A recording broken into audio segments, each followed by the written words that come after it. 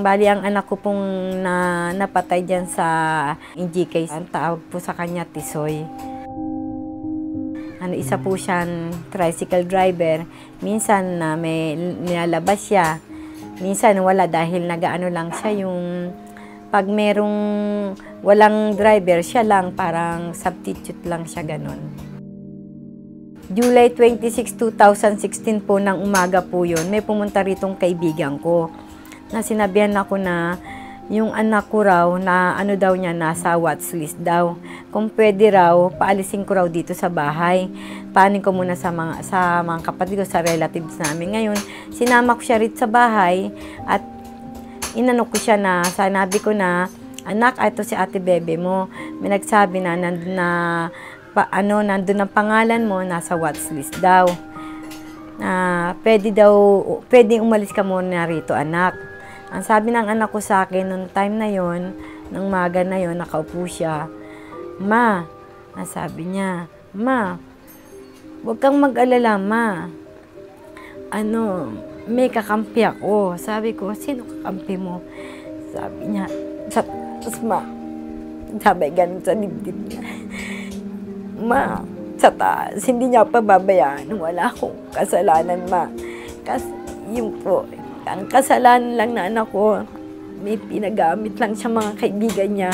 Binabayaran siya 20 pesos bawat tao para gumamit dyan.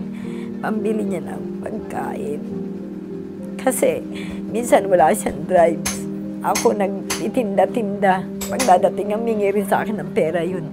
Tapos hindi siya umalis. Tiwala naman po ako na wala mangyayari sa anak ko. Kasi malinis ang bahay niya. Malinis. Tapos, nung nagtinda ko, alas 4, ng 3:30 to 4 o'clock, kalakasan ng ulan. Kaya pala hindi ako mapakali noon. Pagpunta ko sa opisina ng pinagtatrabahuan ko, andun yung anak kong babae, umiiyak. Sabi niya, Mama, sinalubong niya ako. Mama, si kuya, wala na. Sabi ko, bakit? Saan nagpunta ang kuya mo? Mama, pinatay ng mga pulis si kuya. Pagkasabing ganun, para akong tulala na ang perang i-remit ko sa manager ko. Nabagsak ang pera. Sabay takbo, hindi ko alam saan ako tatakbo para akong luka-luka. May mga sasakyan. Takbo ako ng takbo. Sabi nung kasama ko, ate, lika, hatid kita, magmotor tayo. Wala akong narinig, basta takbo lang ako ng takbo. Hanggang sa makarating ako dito. Wala nang bangkay ng anak ko. Ginuha na ng soko. Ang sabi ng anak ko, di ba? Kasi kinuwento lang sa akin ng anak ko ng babae, na nung mga pumunta yung mga pulisan, daming kapulisan dito. May 3 pulis pumasok sa bahay, diyan sa kwarto, meron din dito nga may kasama anak ko, 3. 4 sila, yung 3 pinalabas. Ngayon, nung anak ko lalabas, pang-4, anak ko lalabas, tinanong siya, ano pangalan mo? Teka muna, ano pangalan mo? Sabi na anak ko. Sabi ng isang pulis, may papel, at saka yung Tisoy. Tisoy, isa lang yan. Yan yun. Ang ginano ng isang pulis. Ginanon daw anak ko. Kasi may nakarinig yan dito yung manugang ko tsaka anak ko. Pinalabas din sila nung narinig nila lahat yun. Tapos sabi ng diyan ka, may patong ka sa ulo. Yun ang sabi. Tapos narinig na lang po nila putok ng baril. Pinagbabaril na yung anak ko. Wala silang awa. Parang manok lang na. Pinagbabaril nila yun. Marami sa ulo. Sa katawan. Pero, meron pa nga daw dito Kasi nung nag-iingalo na yung anak ko, sabing ganun, lalaban ka pa? Paano man lalaban yung anak ko? Nag-iingalo na, may isa pa raw na putok. Dito nga ng huling tama, may isa pang putok yun. Tapos isang putok pa yun. Wala na silang narinig. Sabi nga na, wala na yung anak. Wala na, sabi ng anak ko, wala na si kuya, pinatay na. Iwanin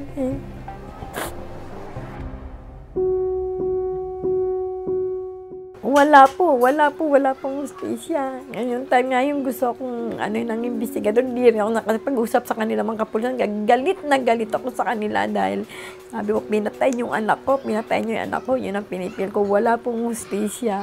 Naniniwala pa ako, balang araw po, magkakaroon ng hustisya ang anak ko.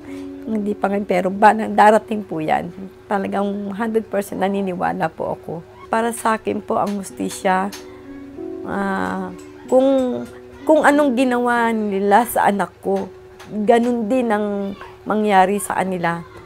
Na pinatay nila sa baril ang anak ko, ganun din ang mangyayari sa kanila. Yung pong inaano ko.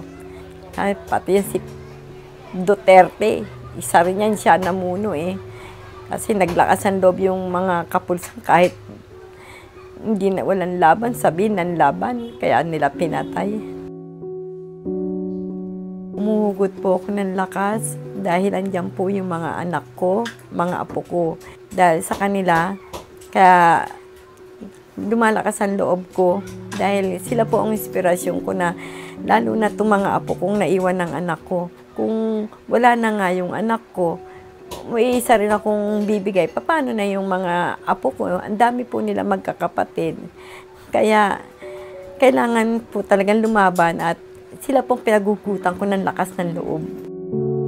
Masasabi ko sa mga taong nagsasabing for 5 years na makamove on, kasi hindi sa kanila nangyari yon. Kaya nasasabi nilang na kailangan makamove on ako. Hindi sa kanila nangyari. Iba'y nararamdaman ng isang ina na pinatay ang anak mo ng ganun lang. Kumbaga sabi ko nga sa inyo, dapat si Lord lang ang kumuha sa buhay ng anak ko. Hindi, sila ang kumitil sa buhay ng anak ko, sila ang kumuha. Si Lord lang ang may karapatan. Kaya, hindi masabing na may move on. Walang move on. Hindi pa naka-move on. Para sa akin, para maka-move on ako, yun nga, sasabi ko yung mga apo ko, mga anak ko, doon ako kumukuha sa kanila ng lakas para lumaban at makamove on nga. At isa pa rin po yung sinalihan ko na may mga tumutulong sa akin upang magkaroon ng justice yung anak ko. Ang pagrerenta po ng na sabi nga noon, 5,000 yung 5,000 a year. Ang 5 years po ang rent ng anak ko sa Tala. Wala naman po kaming kakayanan ganyan na 5,000. Naghahanap buhay lang, nagtitinda-tinda lang naman po ako. Tapos po yung isa pa po yung lugar na kinalalagyan ng anak ko, hindi lang sa pera, hindi magandang kinalalagyan ng anak ko. Kaya pasalamat ako na isa ko na anak ko na nila father na exum po dahil para po sa isang lugar, mailagay sila sa isang lugar na maayos. Panawagan po sa gobyerno, siyempre po justice at bumaba na si Duterte dahil siyang namuno Kundi dahil sa kanya, hindi mamamatay ang anak ko, hindi mapapatay ang anak ko dahil siya ang pasimuno. Yung po, justice po. Siyempre po, nung time na hinukay o kinuha yung anak ko dun sa sementeryo, andun bumalik na naman po yung naramdaman ko nung una na ang hirap po talaga, hindi niyo po ma-explain kung ano talagang masyado pong mabigat po sa dibdib ko. Bumalik po yung alaala ko nung nangyari sa anak ko. Masakit po.